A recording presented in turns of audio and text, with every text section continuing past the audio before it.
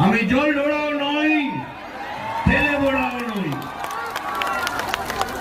আমি এমন এক সাপ, ছোট ছোট ইঁদুর ধরে বেড়াই।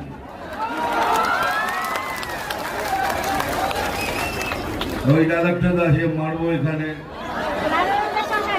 এবার ভালো করে শোন এই ডায়লগটা। চিমটি কাটবো এখানে, আর লাল পিঁপড়ের মতো জ্বলবে এখানে সেখানে সেখানে। নাম তুফান, বছরে এক আধবার আসি, এবার বছরে অনেকবার আসবো, এই তো আমার ভাই বোনদের সাথে দেখা করার জন্য।